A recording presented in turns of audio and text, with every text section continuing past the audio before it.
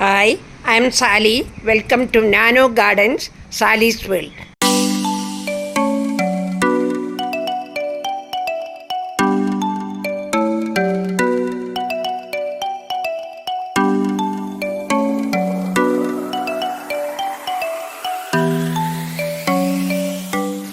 ഇന്ന് ഞാൻ നിങ്ങളെ പരിചയപ്പെടുത്തുന്നത് അത്ര കോമൺ അല്ലാത്ത നല്ല ഒരു ചെടിയെയാണ്. ട്രേഡ്സ്കാൻഡിയ നാനോക്ക്.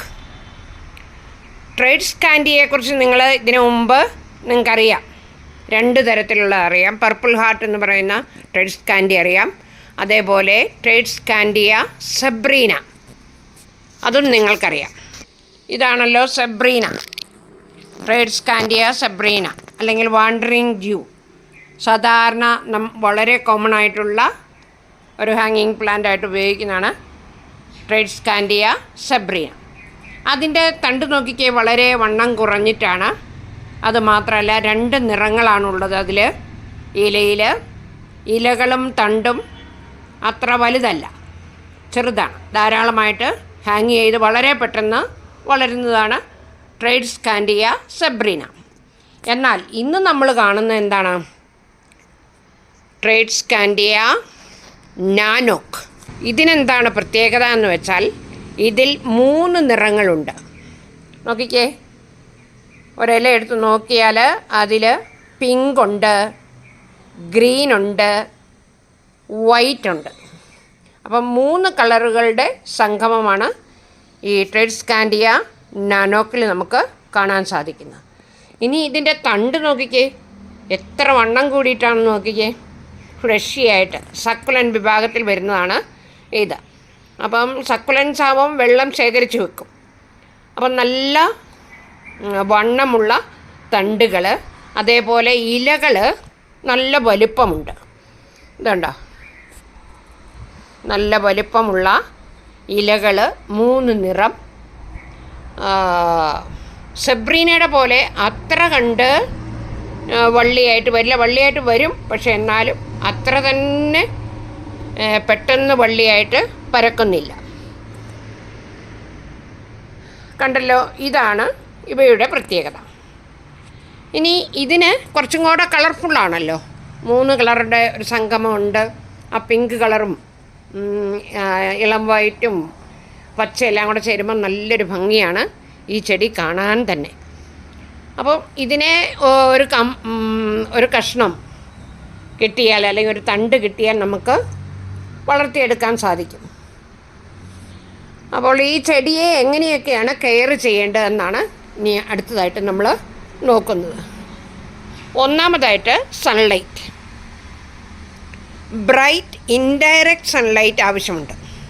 ഡയറക്റ്റായിട്ട് ലൈറ്റ് ചീത്തയാണ്, പക്ഷേ നല്ല പ്രകാശമുള്ള ബ്രൈറ്റ് ഇൻഡയറക്റ്റ് ലൈറ്റ് വേണം ഇത് നന്നായി ബുഷിയായിട്ട് വളരണമെങ്കിൽ. രണ്ടാമതായിട്ട് ശ്രദ്ധിക്കേണ്ടത് വാട്ടറിങ്. വാട്ടർ ഇഷ്ടമാണ്, പക്ഷേ ഓവർ വാട്ടറിങ് ആയാൽ ഉടനെ തന്നെ ചീച്ചിലാരംഭിക്കും. സക്കുലൻ്റ് പോലെയുള്ള തണ്ടുകളല്ലേ, അപ്പം വളരെ പെട്ടെന്ന് തന്നെ ചീഞ്ഞു പോകാൻ ഇടവരും. അപ്പോൾ വാട്ടറിങ് വളരെയധികം ശ്രദ്ധിക്കണം. വാട്ടറിങ് കുറഞ്ഞു പോകാനും പാടില്ല, കൂടിപ്പോകാനും പാടില്ല. വാട്ടറിങ് കുറഞ്ഞാൽ ഇലയുടെ അഗ്രവും അടിഭാഗവും എല്ലാം കരിഞ്ഞ് ഉണങ്ങി വരും. ഓവർ വാട്ടർ ആയാൽ ചീഞ്ഞു പോവുകയും ചെയ്യും. അപ്പോൾ ഒരു മോയിസ്റ്റ്, ഇളം, തൊട്ട് നോക്കുമ്പോൾ ഒരിച്ചിരി ജലാംശം ഉള്ളതായിട്ട് തോന്നുന്ന തരത്തിൽ ഉള്ള മണ്ണാണ് വേണ്ടത്. നീർവാർച്ചയുള്ള മണ്ണാണ് ആവശ്യം. അപ്പോൾ നീർവാർച്ചയുള്ള മണ്ണിൽ, അല്പാൽപമായി നനവുള്ള മണ്ണിൽ വേണം ഇതിനെ നടാൻ. അപ്പോൾ കമ്പ് കുത്തിയാൽ അത് പിടിച്ചു കിട്ടും. ഇനി അടുത്തതായിട്ട് ഇതിൻ്റെ ടെമ്പറേച്ചർ ക്രമീകൃതമായിരിക്കണം. അതുപോലെ തന്നെ ഹ്യൂമിഡിറ്റി നിലനിർത്താൻ സാധിക്കുന്നില്ലെങ്കിൽ ഇതിന് വല്ലാണ്ട് അങ്ങ് കരിച്ചിൽ വരും. അപ്പോൾ നമുക്ക് നമ്മുടെ ഈ ഹോട്ട് ക്ലൈമറ്റിലൊക്കെ ഹ്യൂമിഡിറ്റി കുറവായിരിക്കും. അപ്പോൾ എന്ത് ചെയ്യണം, നമുക്ക് ഒരു ട്രേയിൽ കുറച്ച് വെള്ളമെടുത്ത് അതിൻ്റെ മുകളിൽ ചരൽ നിറച്ചിട്ട് അതിൻ്റെ മുകളിൽ അങ്ങ് വെച്ചാൽ മതി. അല്ലെങ്കിൽ ഒരു ഫിഷ് ടാങ്കിൻ്റെ അരികിലോ അങ്ങനെയൊക്കെ വെച്ച് കഴിയുമ്പോഴേക്കും ആ ഏരിയയിൽ ഹ്യൂമിഡിറ്റി ഉണ്ടാവുമല്ലോ. അങ്ങനെയുള്ള സ്ഥലങ്ങളിലൊക്കെ ഇത് നല്ലതായിട്ട് വളർന്നു വരും. അപ്പോൾ ആ കാര്യവും ശ്രദ്ധിക്കണം. കണ്ടമാനം ടെമ്പറേച്ചർ കൂടാനും പാടില്ല, തീരെ ഇല്ലാതെയും പറ്റില്ല. അപ്പോൾ ആ കാര്യങ്ങൾ. ഇനി ഇതിനുണ്ടാകുന്ന പ്രശ്നങ്ങൾ എന്തൊക്കെയാണ്, ഈ ചെടി നട്ട് കഴിയുമ്പോൾ എന്തെല്ലാം പ്രോബ്ലമാണ് ഉണ്ടാകുന്നതെന്ന് നമുക്ക് നോക്കാം. ഈ മീലി ബഗ്ഗുകൾക്കും സ്പൈഡർ മൈറ്റുകൾക്കും ഒക്കെ എതിരായിട്ട് നമുക്ക് ചെയ്യാൻ സാധിക്കുന്നത് ഒരു 5 ml നീം ഓയിൽ സൊല്യൂഷൻ എടുത്തിട്ട് അതിലേക്ക് അല്പം ലിക്വിഡ് സോപ്പും കൂടെ ചേർത്ത് നല്ലവണ്ണം അടിച്ചു കൊടുക്കുക. അപ്പോൾ അവയെ നശിപ്പിക്കുവാൻ സാധിക്കും. അതേപോലെ തന്നെ മറ്റൊന്നാണ് ഈ ഫംഗൽ രോഗങ്ങൾ ഉണ്ടാകുക. വെള്ളം കൂടിയിട്ടാകാം ഫംഗൽ രോഗങ്ങൾ ഉണ്ടാകുന്നത്. അപ്പോൾ നമുക്ക് സാപ്പ് സൊല്യൂഷൻ 2 ആഴ്ചയിലോ 3 ആഴ്ചയിലോ ഒക്കെ കൂടുമ്പോൾ ഒരല്പം വെള്ളത്തിൽ കലക്കി അതൊഴിച്ചു കൊടുത്താൽ അതിനെ നമുക്ക് മറികടക്കാൻ സാധിക്കും. അപ്പോൾ നല്ല ബ്രൈറ്റ് ഇൻഡയറക്റ്റ് ലൈറ്റ് ഉണ്ടെങ്കിൽ തന്നെ ഒരു പരിധിവരെ രോഗകീടങ്ങളെയൊക്കെ നമുക്ക് അതിജീവിക്കാൻ സാധിക്കും. അങ്ങനെ അല്ലെങ്കിൽ ഇപ്പോൾ ഞാൻ പറഞ്ഞതുപോലെയൊക്കെ കൈകാര്യം ചെയ്യുകയാണെങ്കിൽ അതിനെ നമുക്ക് അതിജീവിക്കാൻ സാധിക്കും. ഇതിപ്പോൾ ഞാനൊരു ടേബിൾ ടോപ്പിലാണ് വെച്ചിരിക്കുന്നത്. കണ്ട, ഈ ടേബിളിൻ്റെ പോലെ തന്നെ ഡിസൈനുള്ള ഒരു പ്ലാസ്റ്റിക് പോട്ടാണ് ഇവിടെ വെച്ചിരിക്കുന്നത്. അതിൻ്റെ ഇന്നർ പോട്ട് ഒരു ബ്ലാക്ക് പോട്ടിലാണ് സെറ്റ് ചെയ്തിരിക്കുന്നത്. അപ്പോൾ ഇതേപോലെ ഉള്ളിലൊക്കെ സെറ്റ് ചെയ്യാം. കാരണം എന്താണെന്ന് വെച്ചാൽ ഏതെങ്കിലും അല്പമെങ്കിലും പ്രകാശം കിട്ടുന്ന ഒരു ഭാഗത്ത് വീടിനകത്ത് സെറ്റ് ചെയ്താലും ഇത് നല്ല ഭംഗിയായിട്ട് ഇരിക്കും. ഇനി അടുത്തതായിട്ട് പറയാനുള്ളത്, ഈ ചെടി നട്ടു പിടിച്ചു, മെല്ലെ ഇങ്ങനെ വന്നു, അത് നന്നായിട്ട് വളരണമെങ്കിൽ നമ്മൾ എന്ത് ചെയ്യണം, വളങ്ങൾ കൊടുക്കണം. ന്യൂട്രിയൻ ഡെഫിഷ്യൻസി വരാതെ നോക്കണം. അപ്പം നമുക്ക് സീവീഡ് സൊല്യൂഷൻ കൊടുക്കാം, അല്ലെ NPK അല്പം ഒരു ചെറിയ ഡോസ്, ഒരു അര ടീസ്പൂണൊക്കെ ഒരു ലിറ്റർ വെള്ളത്തിലെടുത്തിട്ട് കുറേശ്ശെ ആഴ്ചയിലൊരിക്കൽ ഒഴിച്ചു കൊടുക്കാം. വളരെ കൂടി പോകണ്ട, കാരണം വളരെ ഇളം തണ്ടുകളാണ് ഇതിൻ്റെ പ്രത്യേകത. അപ്പം NPK വളം അല്പാൽപമായിട്ട് കൊടുക്കാം. പിന്നെ മഴക്കാലമൊക്കെ ആകുമ്പോൾ ഇതിന് ചാണകപ്പൊടിയോ ഒന്നും കൊടുക്കാതിരിക്കുന്നതാണ് നല്ലത്. അതേപോലെ തന്നെ കൊടുക്കാവുന്ന മറ്റൊന്നാണ് മണ്ണിര കമ്പോസ്റ്റ് വെള്ളത്തിൽ ലയിപ്പിച്ചുണ്ടെങ്കിൽ കൊടുക്കാം കേട്ടോ. ഇല്ലെങ്കിൽ ഇനി അത് തേടി പോകുകയൊന്നും വേണ്ട. ഇപ്പോൾ സീവീഡ് സൊല്യൂഷനോ അല്ലെങ്കിൽ NPKയോ പറഞ്ഞ പോലെ കൊടുത്താൽ മതി. അഥവാ ഇനി മണ്ണിര കമ്പോസ്റ്റ് ഉണ്ടെങ്കിൽ നിങ്ങൾക്കത് അല്പം വെള്ളത്തിൽ ലയിച്ച് ലിക്വിഡായിട്ട് അത് ഒഴിച്ചു കൊടുക്കാവുന്നതാണ്.